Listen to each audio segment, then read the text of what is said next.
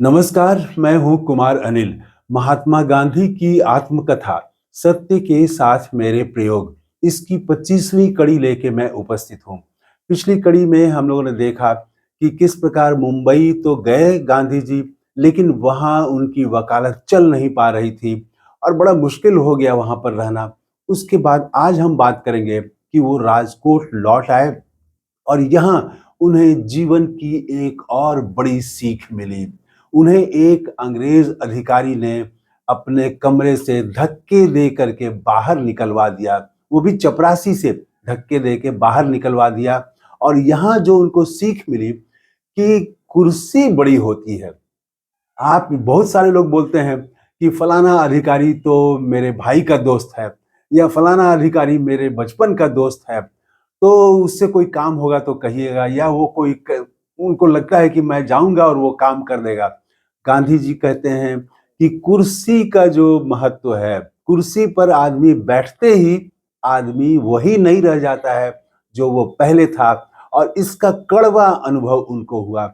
उसके बाद फिर उन्होंने कभी किसी के लिए कोई सिफारिश नहीं की। तो आज हम इसकी चर्चा करेंगे।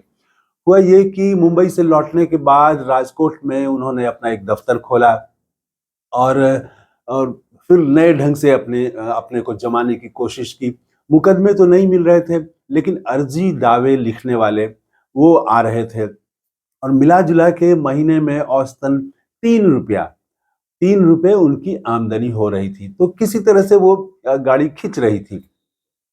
इसी बीच में उनके बड़े भाई जो थे, तो बड़े भाई के साथ एक गड़बड़ ये हो गया था कि जब वहाँ के राणा साहब, भूतपूर्व राणा साहब के पहले वो मंत्री के रूप में काम करते थे और सलाहकार थे, इनके भाई, गांधी जी के भाई। तो उन पर ये आरोप लगा कि इन्होंने मंत्री पद पर रहते हुए राणा साहब को गलत सलाह दी है। और ये शिकायत जो है अंग्रेज अधिकारी के पास भी पहुंच गई। उसको पॉलिटिकल एजेंट कहा जाता है। तो राजकोट के पॉलिटिकल एजेंट के दिमाग में गांधी जी के भाई के बारे में छवि खराब हो गई कि ये गलत आदमी है। तो गांधी जी के भाई ने कहा कि वो बड़ा मतलब जानकारी रखने वाले थे उनके बड़े भाई। तो वो उनको जानकारी मिल गई कि गांधी जी विलायत में इस अधिकारी से मिले हैं। तो गांधी जी से उन्होंने कहा कि तुम्हारे तो वो परिचित हैं, तो मेरे लिए सिफारिश कर दो कि वो जो मेरे बारे में सोच रहे हैं कि मैंने गलत किया है, तो ऐसा नहीं है, ये जाके उनको बताना है, समझाना है। तो गांधी जी सहमत नहीं हुए कि ये तो ठीक नहीं है। उनको लगा कि विलायत में, उनको याद आया कि हाँ, विलायत में मिले थे और बल्कि वो जो अंग्रेज अधिकारी है राजकोट में, उसने एकदम से दोस्ती भी की तरह था। वो पूरा व्यवहार जो था, वो दोस्त की तरह व्यवहार था। तो लेकिन गांधी जी ने सोचा कि वो विलायत की बात थी, यहाँ राजकोट की बात है, हमें वो उस पुराने परिचय का लाभ नहीं लेना चाहिए। ये गांधी जी ने सोचा। फिर कि गलत अगर किया है मेरे भाई ने तो वो सजा भुगते, और अगर सही किया है तो इसमें डरने की क्या बात है। ये सब गांधी जी के विचार थे, लेकिन वो उनके भाई जो है वो लगातार बोलते रहे, दबाव बनाते रहे, फिर उनको झुकना पड़ा। गांधी जी देखिए जहां भी झुके हैं, कमजोरी जहां उनमें आई है उसको भी उन्होंने स्वीकार किया है। तो लिखते हैं कि न चाहते हुए भी मेरी अपनी इच्छा के विरुद्ध मुझे जाना पड़ा उस अंग्रेज अधिकारी के यहाँ। तो पहले समय लेना पड़ता था। तो उन्होंने एक चिट्ठी लिखी और समय मांगा, समय इनको मिल गया। गांधी जी गए मिलने के लिए और गांधी जी मिलने के लिए गए तो देखे कि वो अधिकारी अब वही नहीं है जो विलायत में मिला था।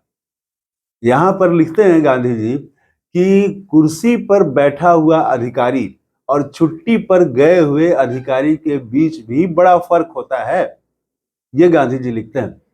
तो इन्होंने देख लिया कि ये तो वो अधिकारी नहीं, ये अधिकारी जो है वो नहीं है जो विलायत में मिला था। है तो वही, लेकिन अब आदमी इस कुर्सी पर बैठते ही पूरी तरह बदल गया है। लेकिन इसके बावजूद गांधी जी अपने विलायत की बात उन्होंने की, परिचय की बात की। तो वो पूरे अकड़ में था और उसने इतना स्वीकार किया कि हाँ, हम मिले हैं वहां पर विलायत में। लेकिन जैसे ही विलायत वाली बात आई, मिलने की बात आई, उसके बाद उसकी अकड़ और टेढ़ी हो गई। तो गांधी जी को लगा कि ये जो है ये तो बात सुनेगा नहीं, लेकिन अब गांधी जी बोले ही चले जा रहे थे। वो उसके बाद उन्होंने अपनी बात रखी भाई के बारे में, तो वो जो है वो बिगड़ गया और उसने कहा कि तुम्हारा भाई जो है वो भ्रष्ट है, गलत है और तुम ये ठीक नहीं कर रहे हो और मेरे पास अब समय नहीं है, तुम जाओ। लेकिन गांधी अपनी बात पूरी करना चाहते थे। इन्होंने कहा कि मेरी बात तो पूरी सुन लीजिए आप, अभी बात पूरी हुई नहीं है। लेकिन वो अधिकारी सुनने को तैयार ही नहीं था। बीच में ही वो उठ के खड़ा हो गया और उसने कहा कि मेरे पास समय नहीं है। उसके बाद भी गांधी गांधी भी खड़े हो गए और फिर उसके बाद भी कुछ गांधी बोलते रहे। उसके बाद तब उस अंग्रेज अधिकारी ने अपने चपरासी से कहा कि इनको दरवाजा दिखला दो। उसके बाद दरवाजा दिखला दो का मतलब भी होता है कि हाथ खींच करके और धक्का दे करके बाहर कर दो, तो बल प्रयोग करना। उसके बाद ये कह के अधिकारी चला गया और चपरासी ने गांधी जी को धक्के देते हुए कमरे से बाहर कर दिया।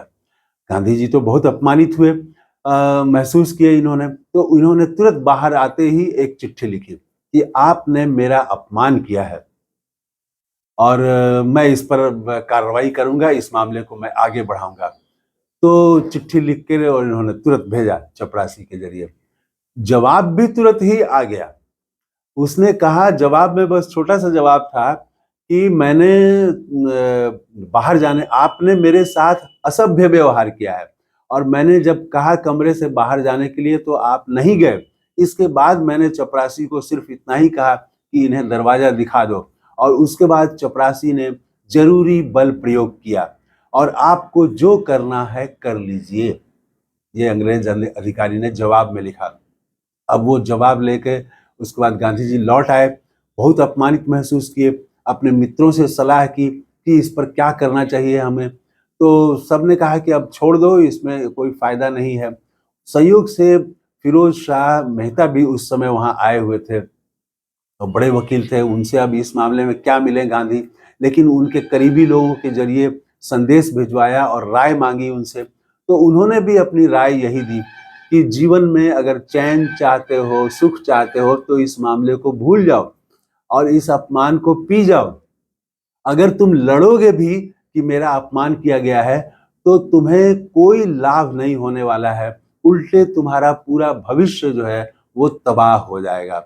उसके बाद गांधी जी लिखते हैं कि मैंने अपमान का घूंट पी लिया और इसके बाद लेकिन एक शिक्षा मैंने पाली इस कड़वी घटना से, कड़वी सीख से। एक सीख मैंने वो बांध ली और उस पर मैंने आजीवन अमल किया कि अब मैं किसी की सिफारिश नहीं करूंगा, किसी की गलत सिफारिश अब नहीं करूंगा मैं। ये उन्होंने उसके बाद एक सीख ले ली और इस पर वो जीवन भर अमल करते रहे। तो ये हमें भी आज के जीवन में भी ये ध्यान रखना चाहिए कि कोई परिचित हो, मित्र हो, भाई का दोस्त हो, तो उसके पास अगर हम पैरवी लेके जाएं तो कोई जरूरी नहीं कि वो हमारी पैरवी सुने। अब उसका इंटरेस्ट, वो कुर्सी का इंटरेस्ट हो जाता है। वो देखेगा कि ये हमें आपका काम करने से फायदा है या नहीं है, वो करेगा या नहीं करेगा। ये बहुत सारी अन्य चीजों पर निर्भर करने लगता है। तो गलत सिफारिश करने का ये अपमान झेलना पड़ा उसके बाद गांधी जी को और फिर उन्होंने इस तरह से सीख ली। तो इस वीडियो में इतना ही। थैंक यू, धन्यवाद, जय हिंद।